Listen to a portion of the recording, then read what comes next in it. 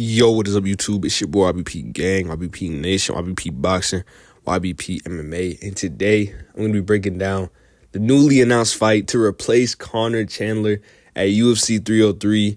There were a lot of rumblings about, what fight could take the place of Conor Chandler. Some people said Oliveira Chandler. Some people said Max Holloway Chandler. I heard Oliveira Colby. I heard a lot of names. But in the end, Alex Pereira is coming to save the day. Just coming off of the biggest event in UFC, well, I don't know if it's in UFC history, but in recent history, UFC 300 stat card, he was in the main event, and he went out there and knocked out Jamal Hill, and he did the little celebration. Obviously, created a viral moment in that with his custom shorts, and now he's spinning back for the one time, going up against Yuri Prochazka. There was a lot of controversy there because people thought, hey, man, that was an early stoppage, and to be quite frank, I don't know if it was. I've seen worse stoppages for sure, like the ones that we just saw this past weekend with Cannonier and Imavov. But yeah, man, I mean that's enough to build a rematch. I think people love the style of Yuri Prochazka. He just got a really good win over, I forgot his name. I think it was, I don't know who. Oh, it was Rakic. And Rakic is a very highly touted prospect. I think a lot of people are high on him. I think at one point I thought he was going to be the next champion. I thought he had the tools to maybe beat a guy like Pereira. He had an all-around good skill set. But then I think just looking at tape from past fights, I was like, nah, Just that fight with Jan Blachowicz, and it showed in that Yuri fight. I think he cracked Yuri so many times, though, but Yuri just doesn't back down. Yuri's a warrior. Yuri's a Spartan. When he goes out there and he says, because Rakic took offense. I don't know if he took offense, but Rakic said, oh, he's not a warrior. And Yuri went out there and really proved to him, I really am. He went through the fire and, he did the D's, no, that's not the right term to use, but he did what he had to do, man. He, walked through the fire and he landed some crazy shots on Rakic. At the end of the day, it just came down to wills. I think Yuri makes the fight, so it's it's not even skill at that point. It's just who has a better chin, who could take a shot. And when you really dumb it down to that, Yuri beats a lot of guys just doing that. So just walking forward, has a really unorthodox style. So there was a lot of people who picked him to beat Pereira the first time. I was not one of them. One of the biggest videos on my channel, 10,000 views, is me predicting Pereira to knock out Yuri Prochazka in 2 rounds. I think I said 2 rounds. So I just said it was kind of clickbait, and I think this will probably be clickbait too, because I'm gonna write the same prediction just to spoil it. Alex Pereira KOs Yuri Prochazka in 2 rounds. I think it happens again. If I'm being honest, I don't see any improvements from Yuri Prochazka. I don't see anything new.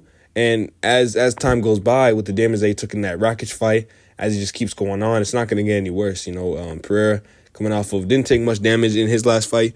Now you look at a guy like Prochazka, he took a lot of damage in that Rakic fight, went through hell and back, eating so many shots clean, and with Yuri, and I think a big reason why I picked Jamal Hill, I thought Jamal Hill would beat Alex Pereira.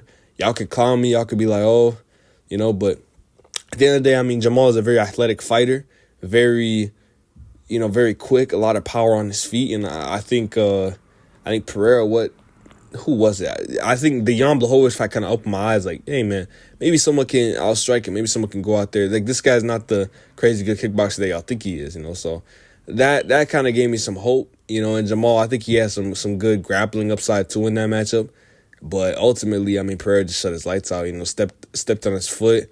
I think the weirdness of Herb Dean coming in and then stopping the fight momentarily, and then the KO, I think that was kind of weird. But I think at the end of the day, man, when Pereira did come into the division, I did say that if he could beat a Jan Blachowicz and just got matched up against the strikers, he would have a lot of success, and I don't think those are really got to beat him. And I kind of walked back on that, obviously picking Jamal Hill to beat him, and I didn't pick Yuri to beat him, but I thought for sure Jamal, not for sure obviously, but I thought Jamal would have a really good chance to chin him. That obviously didn't play out that well.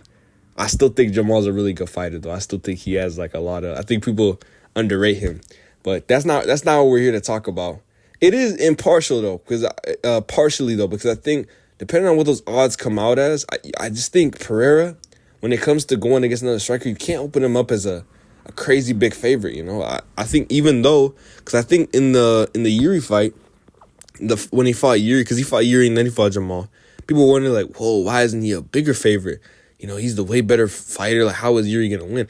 But, you know, just the way that Pereira fights, man, like, it's a striking match, you know, in the same way that Yuri fights. There's always that chance that he could get chinned, you know, like, you have to, when you're looking at a Pereira fight, what has to be in your peripheries is I was just watching Inside and like, check your mirrors.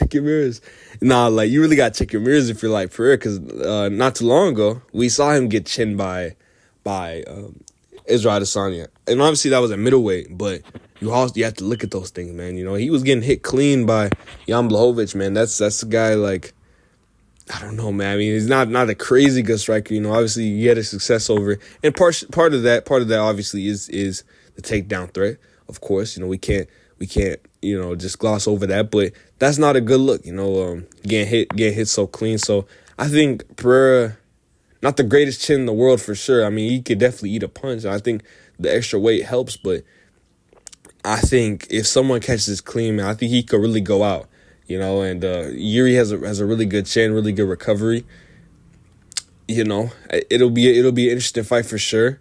But at the end of the day, I don't really see any improvements coming from the Yuri side. Just looking at it objectively, but I did see Pereira knock out a really dangerous guy that I thought would give him problems in Jamal Hill in one round. So in the biggest event that we saw this year, so you got to go with that guy. You got to go with the champion. You got to go with the guy with the credentials.